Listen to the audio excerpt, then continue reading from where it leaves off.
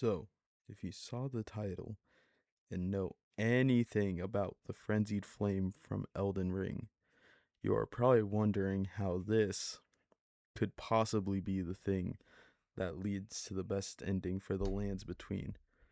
Well, I am here to show how not only is the Frenzied Flame not as bad as it is shown and as people talk about it, I will show how it's the merciful end to a cruel and broken world. But what is the Frenzied Flame? The Frenzied Flame is an outer god. There are people who claim to be gods in the world of Elden Ring, but most of them are under the influence of an outer god. Outer gods do not have a direct form or body they use to interact with the world. Instead, they usually use a host. These hosts gain access to their power, but are usually without free will. In the case of hosts of the Frenzied Flame, their eyes are usually burnt away, and all that is left in the holes in their face is a glowing yellow flame. When the Frenzied Flame inhabits a host, they usually go mad. This is part of its plan. Its end goal is to consume all life in the lands between and leave nothing behind. According to Hyada, one of the maidens who interacts with the Frenzied Flame, all that there is came from one great, then came fractures and bursts and souls. But the greater will made a mistake. Torment, despair, affliction, every sin, every curse, every one born of the mistake. And so, what was borrowed must be returned, melted all away with the yellow chaos flame until it is one again. The Frenzied Flame was not originally part of the world of the lands between. The first host of the Frenzied Flame was a man named Shabriri. In the description for an item called Shabriri's Woe, is said that the man named Shabriri had his eyes gouged out as punishment for the crime of slander, and with time, the blight of the Flame of Frenzy came to dwell in the empty sockets. So after hearing all that, you may be wondering, why are the lands between so terrible that a literal fire that's going to burn away all life is a optimal end? Well, there are several reasons. The one being that I will start with, known as the Omen Curse. The Omen Curse was a curse bestowed upon the people of this land by another group known as the Hornsent. What the Omen Curse does is, when a baby is born, they have a chance to be born with aspects of animals, usually resulting in horns covering their entire body. Now, the people's reaction to having a baby born this way is certainly not great. Usually, if the baby's young, they're just outright killed. If they're of royal blood, they're sent into the sewers to live out the rest of their days in filth. But if they somehow make it to adulthood without being in the sewers, an omen hunter is sent after them. Omen hunters wear the garb of perfumers, except with an item known as the Omen Smirk mask over top. The description of the Omen Smirk mask reads, bears the smirking face of an elder, twisted in wicked delight. This visage is covered in the image of evil spirits that haunt the omen in their nightmares. Now, if I were being chased around by a man with a massive cleaver wearing the face of an old me in delight, I would not want to be there. Speaking of their cleaver is covered in dismembered horns from previous kills. The description of the Great Omen Cleaver reads, the blade of this huge, loathsome cleaver comprises a row of amputated omen horns, weapon of slaughter wielded by the omen killers. The hideous horns cause blood loss, adding vibrant colors to the ongoing mayhem. Truly a terrible world. Speaking of the Hornsent, they were outright genocided by the ruler of this land, Queen Merica, but their actions committed against Queen Merica generally warranted said commitment.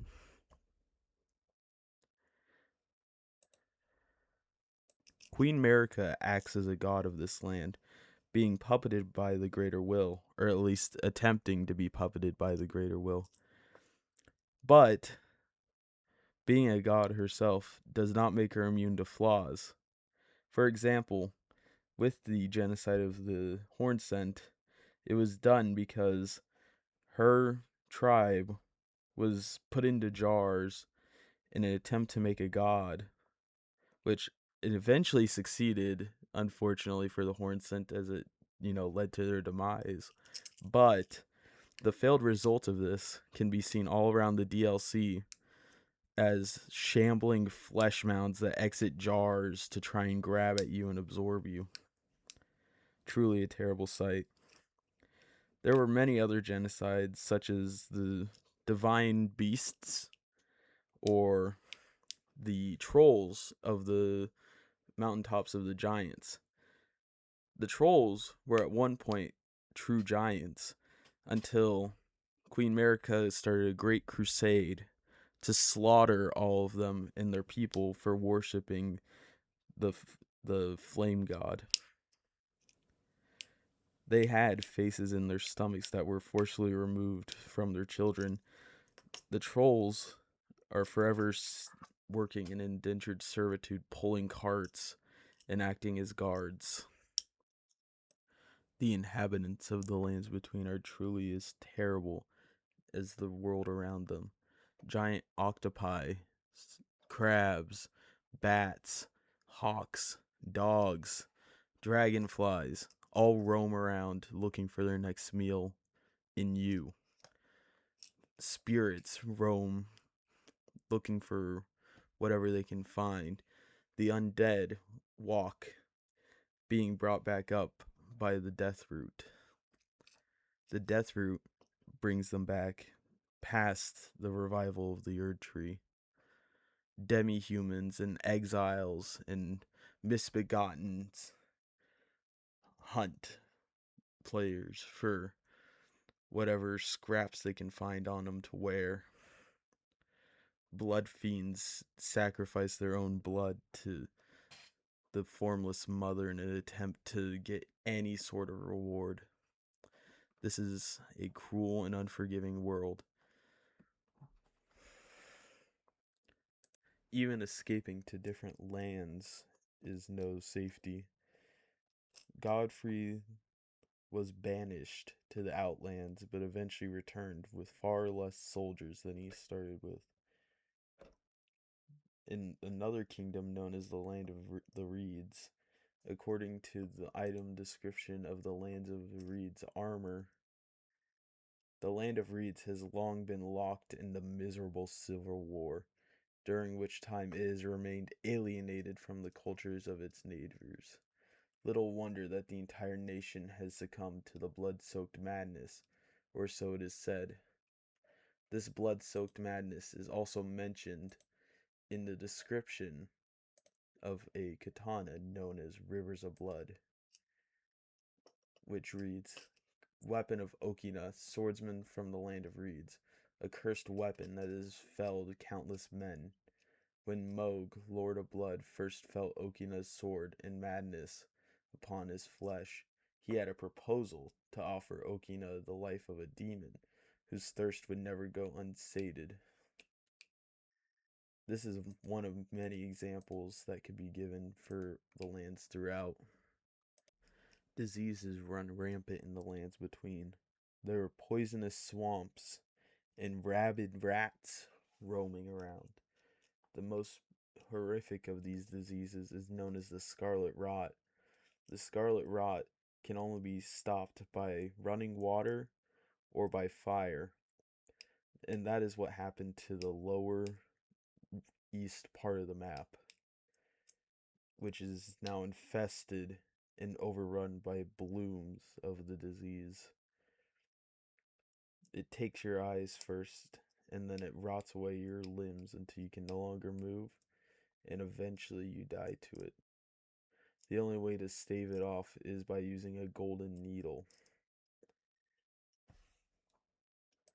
Death is no escape in the lands between.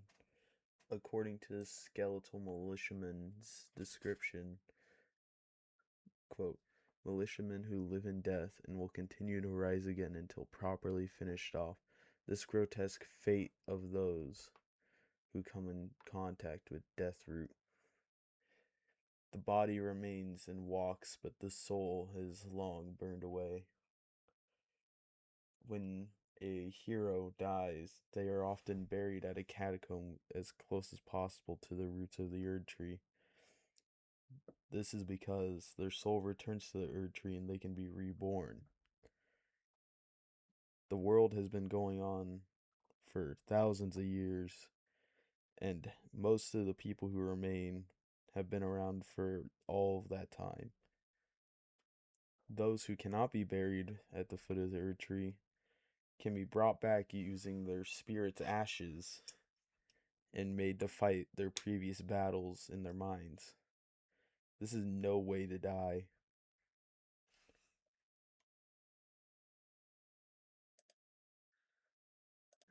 After hearing about all these awful components of this world, some people may still argue somehow that this world is still worth living in, and that just making it day to day and the nature of beauty of nature would be enough to make it worth keeping all life. But I believe that a world this cruel should not exist with life in it. Now, of course, burning away all life isn't technically the most optimal, but of the possible choices that the player can make, it is actually the most merciful. Starting with obviously the worst ending, the loathsome dung eaters ending obviously is, judging by his name, not going to turn out well. And in his ending, he gives everyone the omen curse just because he hates everyone. Now, another character known as the Gold Mask, he reinforces the Golden Order's control over the world, and the Golden Order has not done a great job of keeping this world in a proper state, as can be shown by our previous examples. The ending you get if you don't help anyone just reinforces the status quo, which was a cruel and terrible world. The Age of Stars brought on is a great unknown. It could be better. Odds are it's probably going to be worse, though. And then the ending where a deathbed inhabitant rules over the world. The person slept with corpses.